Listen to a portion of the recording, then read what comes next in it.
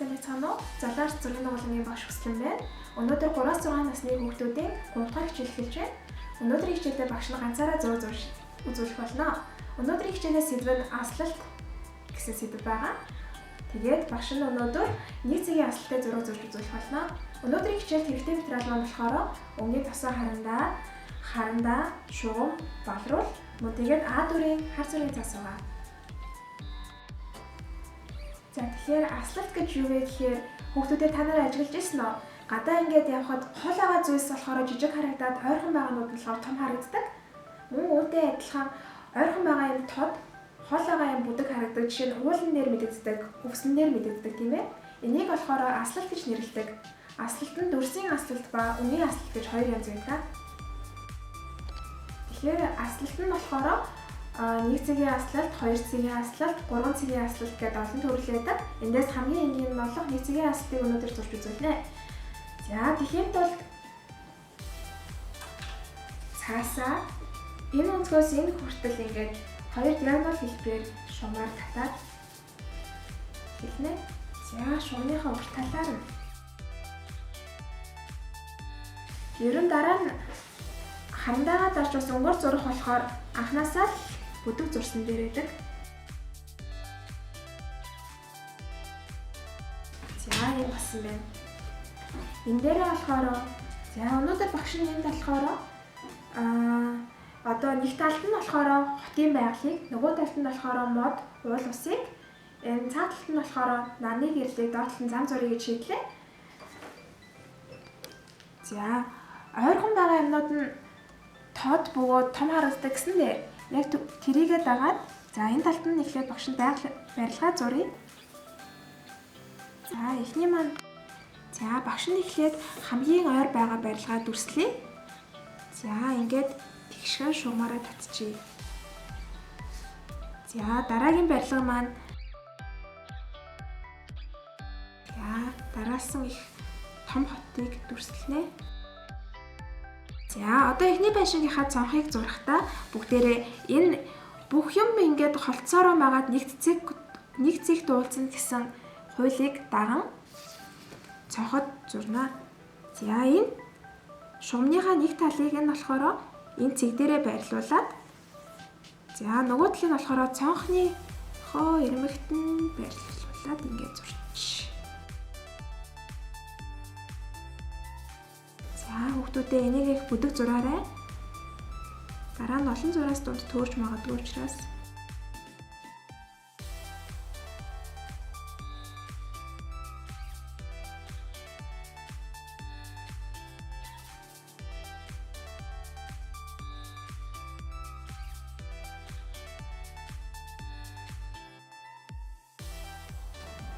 эхний маань барилгын цонх маань бэлэн боллоо. Бүгдээрээ цонхоо өнгөөр будахын тулд том зурх юм бол илүү их боломж үүснэ. За одоо хоёр дахь барилгынхаа цонхыг зуръя. Ерөнхийдөө энэ барилгууд маань хоорондоо ингээд цонхных нь хэлбэр хэмжээнд давтагдахгүй байх тусмаа бүгднийх нь зураг их сонирхолтой харагдах болно. За хоёр дахь барилга нь болохоор битүү шилэн барилга байлгая.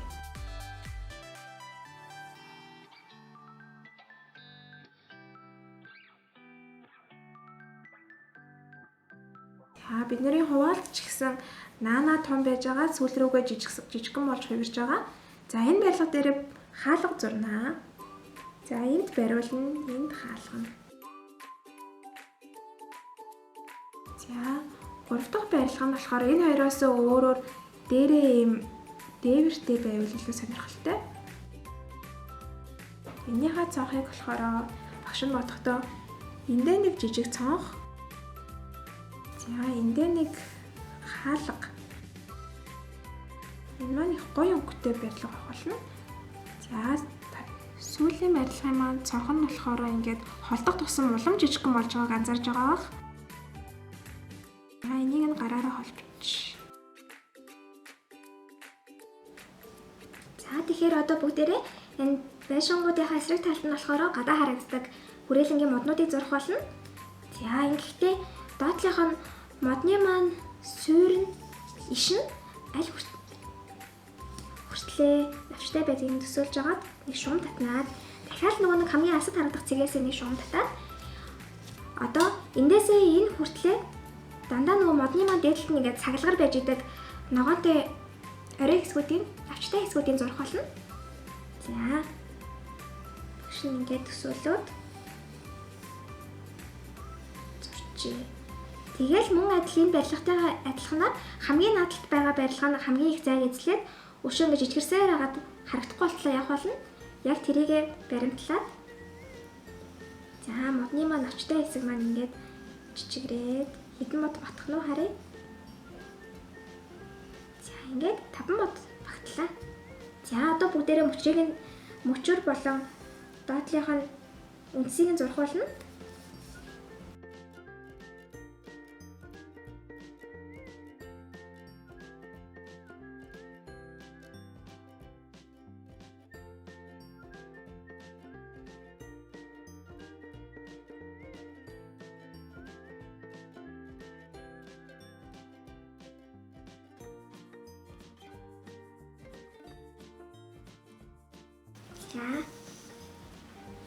За одоо эндээс энэ хүртлээ нэгэн тал бүгдээрээ хотын үзмжийг зурж байгаа учраас голд нь машин зам байлгая гэж бодлоо.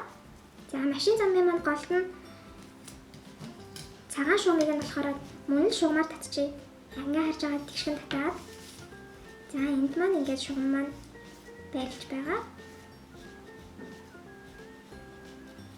За нэг талд нь машин зуръя бүгдээрээ. За цаашаа явж байгаа машиныг дүрслээ.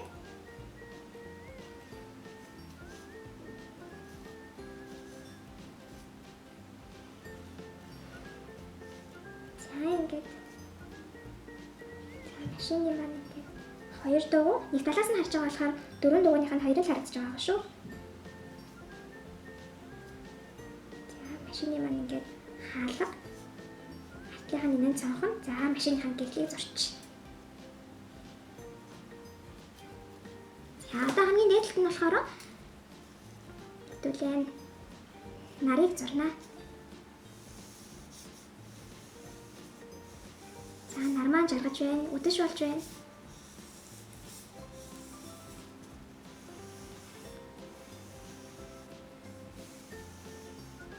За багшийн зураг бол ингээ хар зураг гараад бол дуслаа. Бид нэр энэ хичээлээрээ их хамгийн түрүүнд дүрсийн хаслтыг хийлээ.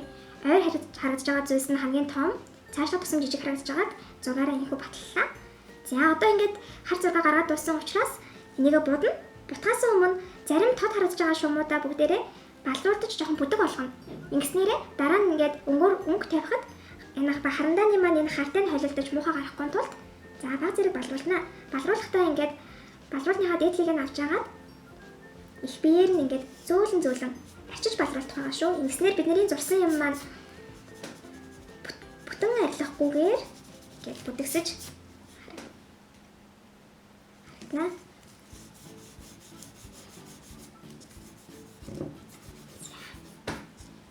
Зөөлөн чадвал.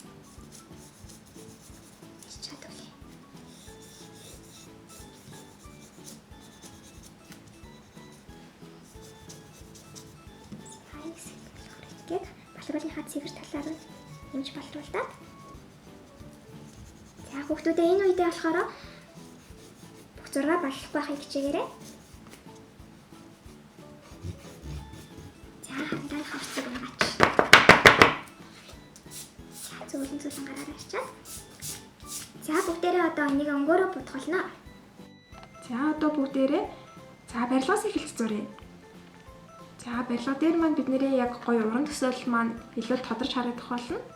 За өнөөдөр болохоор багш нь наадлага барилгыг ягаан өнгөөр будъя гэж шийдлээ. Гэтэ бүхэлдээ ягаан биш хийтэйгээр. За ингээд гоё чихрийн цаас шиг хийтэйгээр.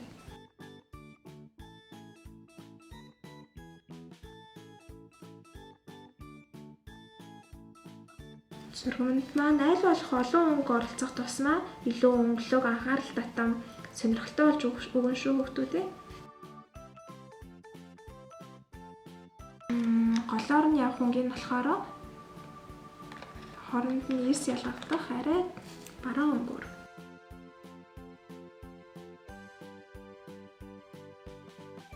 энэ онгороо мөн цонхнуудынхаа хүрээг хийвэл гоё юм уу?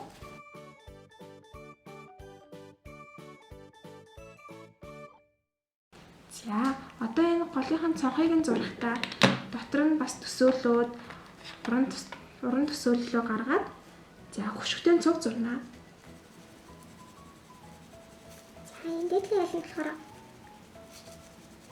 шарангийн хөшгөтэй. Хүүхдүүдээ та бүхэн ч гэсэн зураг зурж байхдаа хажуудаа суугаа эцэг ихтэй тайлбарлаж өгөн зураарай.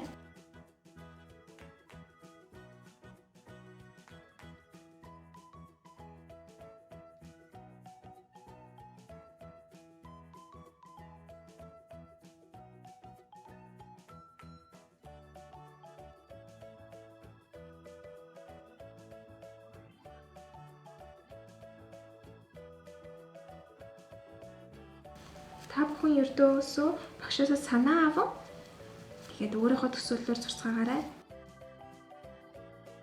За одоо хоёр дахь барилга маань болохоор бүхэлдээ шилэн барилга байгаа. За энийг болохоор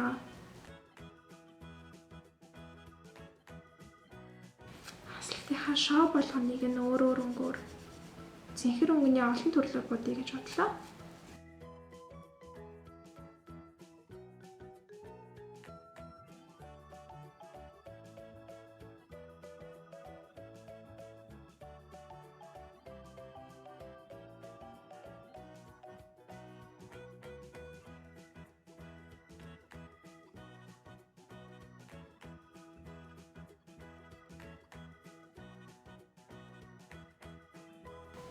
За ингэснээр бид бүгдээрээ ингээд олон хуваасан ч гэсэн тэрийгээ заавал харандаагаараа тодруулахгүйгээр ингээ өнгөөр нь ялгаа будчихлаа. За дараагийн өнгө маань болохоор за энэ дээр болохоор за ингээд бөмбөлөгтэй байшин зуръя.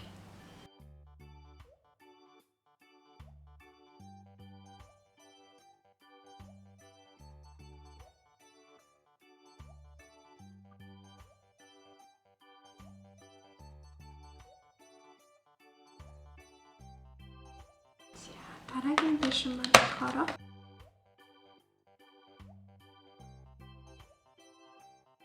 за ингээд одоо ер нь алсад харагдах тусам иймэрхүү өнгөний нарийжилсан хэсгүүд маань илүү ерөнхий болж өгөх ёстой.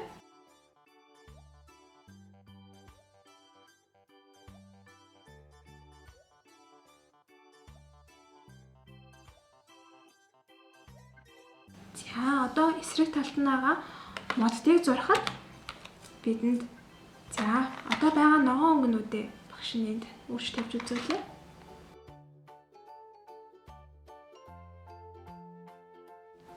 Бид өмнөх хичээлээрээ үзсэнчлэн нэг өнгөний маш олон төрөл байдгийг мэдсэн. Тэгэхээр одоо энэ ногоон өнгөө харж агаад хамгийн тод бараан өнгөнүүдээ хамгийн наадлын модон дээр ашиглана. Тэгээд цаашлах тусмаа хамгийн цайвар өнгөнүүд маань ашиглагдана гэж бодоод зураарай. За одоо ингээ багш нь харж агаад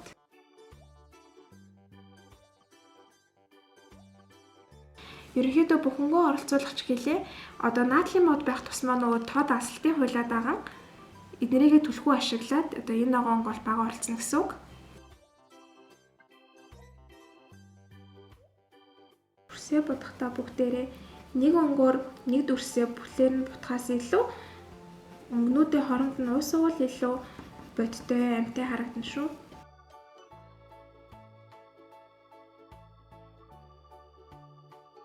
Бидэнд ийм олон өнгийн харандаа байгаа учраас өнгийн тосон харандаа байгаа учраас бүгдийг нь ашиглах хэрэгтэй.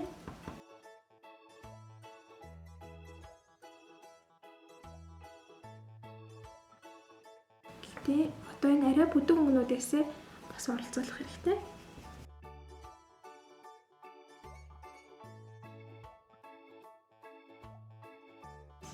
Хамгийн ихний мод өшөө бүрийг нь тодруулах хэрэгтэй.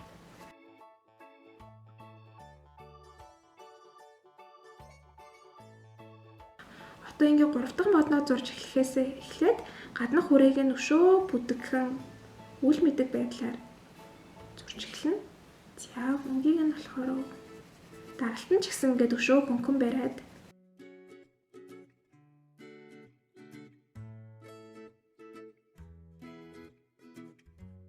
дараагийн мод болохоор хүрээг үзүүлнэ. Нэг өнгөөр нь зурчих.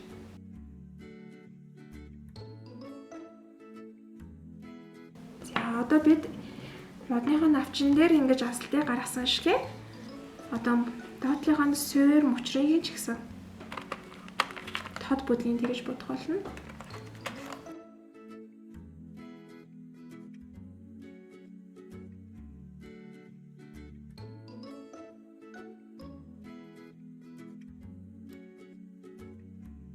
Хамгийн ойроо мод нь хамгийн тод. За хоёр дахь мод.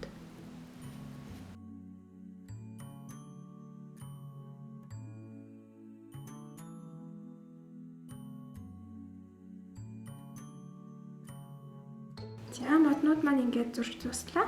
Гэтэ мэдээж энэ хэсэг цагаан байгаа болохоор энийг дараа нь гүйцэтгэл хэсэг гээд нэмж тодруулж бодох болно. За одоо нарныхаа цэцрийг зурнаа. За одоо бүгдээрээ нараа зурцгаая. Нараа зурхдаа нэг өнгөөр гэхээсээ илүү бас дахиад шар өнгөнийхөө олон төрлөөг ашиглана. За хамгийн тод шараараа нарныхаа их хэсгийг нь. За энийг ингэж хуваасны учир нь одоо энийхээ ингээд өнгө бол хэсэг болгоныг нь шарынхаа өөр төрлүүдээр будах болно. За энэ хэсгийг бол шар өнгөөр будъя.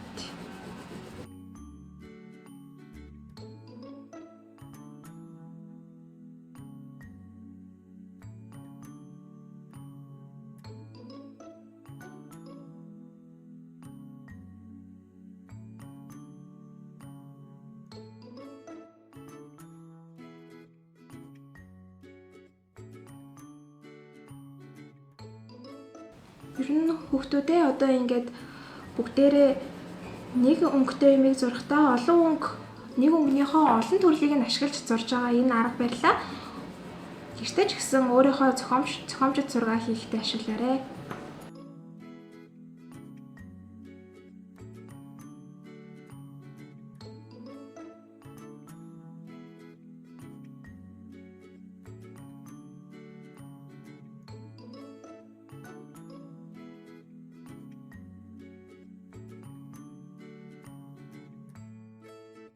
За одоо бүгдээрээ доотлохоо машин эхлээд будъя.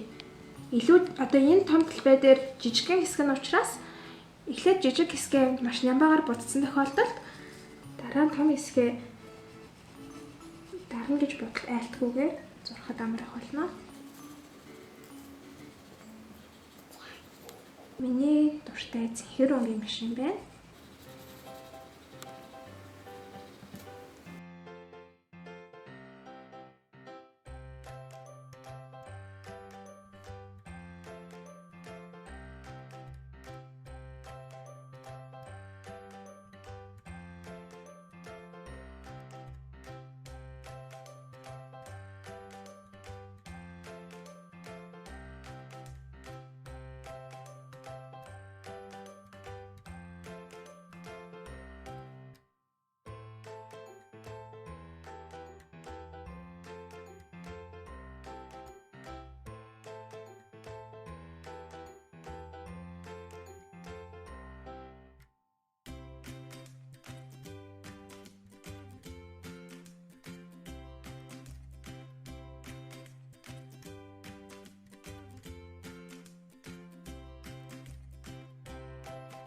Одоо ингээд үлдсэн энэ арын хэсгүүдээ ингээд цагаанаар үлдсэн хэсгүүдээ бүгднийг тэнхрийн цэнхэр өнгөөр будъя.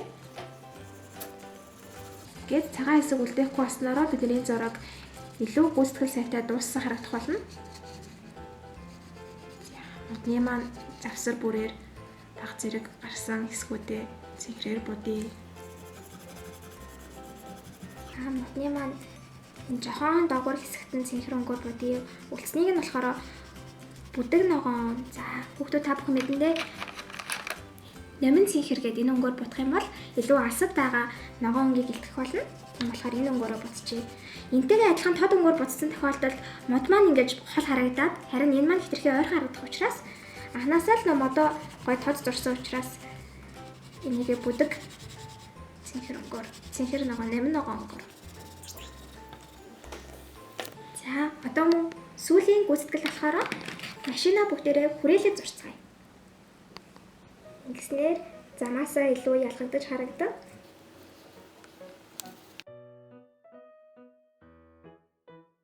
За мэдээж одоо бүгдээ гарын үсгээ зурцгаан ардна. За багш нь өөрийнхөө гарын үсгийг зурлаа. Тэгээд уран бүтээл болгоны ард нь болохоор энэ зургийг зурсан оноо бичдэг байгаа. За 2020 он гэж бич. Мэдээж нэмэлтээр он сараа бичижүүлнэ. Өнөөдрийн хичээлийн маань зураг дуслаа. Өнөөдрийн хичээл дээр бид бүгдээрээ нэгцгийн аслалт гэж юу вэ гэдэг талаар бол үзсэн байгаа. Мөн өнгөний олон тооныг хэрхэн аслалтанд ашигладаг тухай үзсэн байгаа шүү. Тэгээд мөн багшаасаа асуух зүйл байвал манай видеоны доод хэсэгт комент үлдээгээрэй. Тэгээд өөрсдийнхөө зурсан зургийг бас бидэнд л илгээгээрэй. Тэгэхээр баяртай.